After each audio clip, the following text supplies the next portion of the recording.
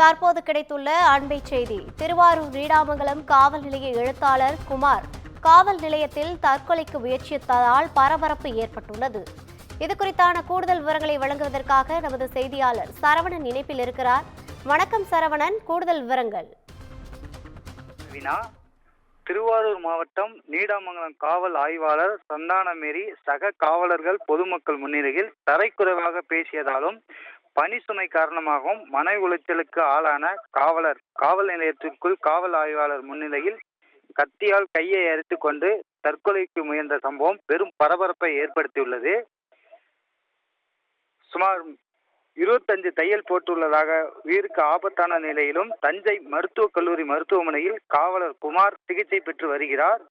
காவல் ஆய்வாளர் சந்தானமேரி டார்ச்சர் காரணமாக தான் தனது கணவர் தற்கொலைக்கு முயன்றதாக, இதேபோல் இதே காவல் நிலையத்தில் சித்ரா என்ற பெண் காவலரும் தற்கொலைக்கு முயன்றுள்ளார் என காவலரின் மனைவி குற்றம் சாட்டியுள்ளனர்.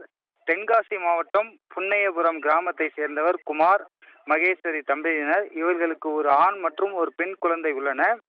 திருவாரூர் மாவட்டத்தில் 7 ஆண்டுகளாக காவலராக பணியாற்றி வருகிறார் குமார். தற்பொழுது நீடாமங்கலம் காவல் நிலையத்திற்கு காவலராக பணியாற்றி வருகிறார். இந்த காவல் நிலையத்தில் சந்தானமேரி என்பவர் காவல் ஆய்வாளராக பணியாற்றி வருகிறார். இந்த நிலையில் குமாருக்கு காவல் நிலையத்தில் எழுத்தாளர் பணி வழங்கப்பட்டுள்ளது. தனக்கு கம்ப்யூட்டர் ஆபரேட் செய்ய தெரியாது என குமார் கூறிய நிலையில் வலுக்கட்டாயமாக எழுத்தாளர் பணி செய்ய வேண்டும் என்று கூறியதோடு வீட்டிற்கு அனுப்பாமலும் தொடர்ந்து பணி வழங்கி டார்ச்சர் கொடுத்ததாகவும் கூறப்படுகிறது. குமார் மனைவி மகேஸ்வரி தனது கணவரை சக காவலர்கள் பொதுமக்கள் முன்னிலையும் காவல் நிலையத்தில் வைத்து அசிங்கமான வார்த்தைகளையும் தகாத வார்த்தைகளையும் கேவலப்படுத்தியுள்ளதாக பெரும் பரபரப்பையும் ஏற்படுத்தியுள்ளது. இதனால் அவமானம் தாங்க முடியாமல் தனது கணவர் மன உளைச்சல் அடைந்தார். தொடர்ந்து தனது கணவர் காவல் ஆய்வாளர் சந்தானமேரி டார்ச்சர் கொடுத்து வந்ததால் காவல் நிலையத்திற்குள் காவல் ஆய்வாளர் முன்னிலையில் கத்தியால் கையை கிழித்து கொண்டால் தற்கொலைக்கு முயன்றுள்ளார். சக காவலர் அவரை மீட்டு தஞ்சை மருத்துவக் கல்லூரி மருத்துவமனைக்கு சிகிச்சைக்காக கொண்டு வந்து சேர்த்தனர்.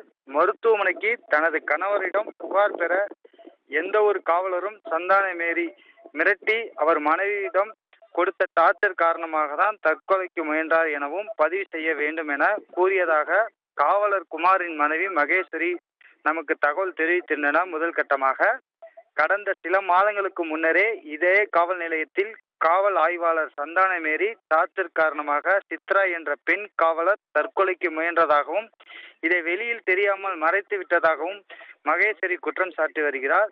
தொடர்ந்து இந்த காவல் நிலையத்தில் தொடர் தற்கொலை முயற்சி காரணமாக இருக்கின்றதாக பொதுமக்கள் மற்றும் சமூக ஆர்வலர் சக காவலர்களும் தெரிவிக்கின்றனர். ரவினா, கூடுதல் விவரங்களுக்கு நன்றி சரவணன்.